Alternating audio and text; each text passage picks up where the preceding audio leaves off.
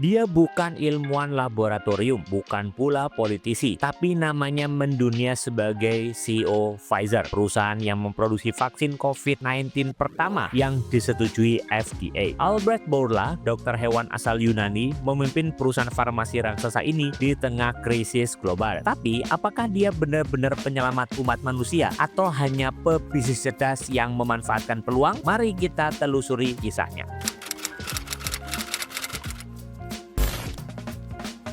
Lahir di Tesaloniki, Yunani pada 1961, Albert Bourla berasal dari keluarga Yahudi Sephardic yang selamat dari Holocaust. Ia meraih gelar doktor di bidang kedokteran hewan dan bioteknologi reproduksi dari Universitas Aristotle. Tahun 1993, ia bergabung dengan Pfizer sebagai Direktur Teknis Divisi Kesehatan Hewan di Yunani. Karirnya melesat, memegang berbagai posisi eksekutif di Eropa, Asia, dan Amerika. Pada 2019, ia diangkat sebagai CEO Pfizer, menggantikan Jan Reed. Ketika pandemi COVID-19 melanda, Bourla mengambil keputusan berani mengembangkan vaksin mRNA bersama BioNTech tanpa dana pemerintah Amerika Serikat. Ia mempercepat proses yang biasanya memakan waktu bertahun-tahun menjadi hanya 9 bulan. Hasilnya, vaksin Pfizer BioNTech menjadi yang pertama mendapatkan otorisasi darurat dari FDA pada Desember 2020.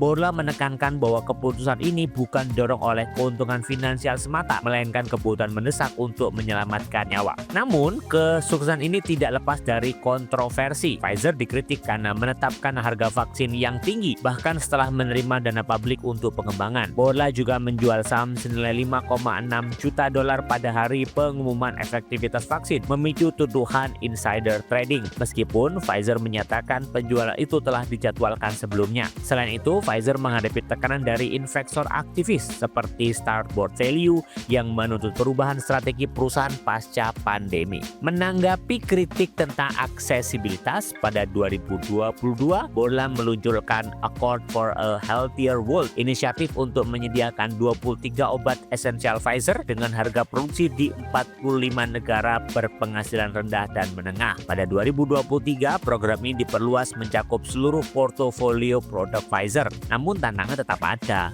seperti infrastruktur kesehatan yang terbatas dan kurangnya tenaga medis terlatih di negara-negara tersebut. Bourla dikenal sebagai pemimpin yang tegas dan berorientasi pada hasil. Ia mendorong transformasi Pfizer menjadi perusahaan yang lebih fokus pada penelitian dan pengembangan, serta mempercepat proses pengambilan keputusan. Namun, gaya kepemimpinannya yang menuntut juga menuai kritik, dengan beberapa karyawan merasa terbebani oleh ekspektasi tinggi selama pengembangan vaksin. Albert Bourla adalah sosok kompleks, seorang dokter hewan yang memimpin perusahaan farmasi global melalui krisis kesehatan terbesar abad ini. Apakah dia pahlawan yang menyelamatkan jutaan nyawa atau pengusaha cerdas yang memanfaatkan peluang? Mungkin keduanya. Yang jelas, kepemimpinannya meninggalkan jejak signifikansi dalam sejarah dunia. Apa pendapat Anda tentang kepemimpinan Albert Bourla? Apakah tindakannya selama ini pandemi patut dipuji atau dikritik? Tulis komentar Anda di bawah dan jangan lupa subscribe.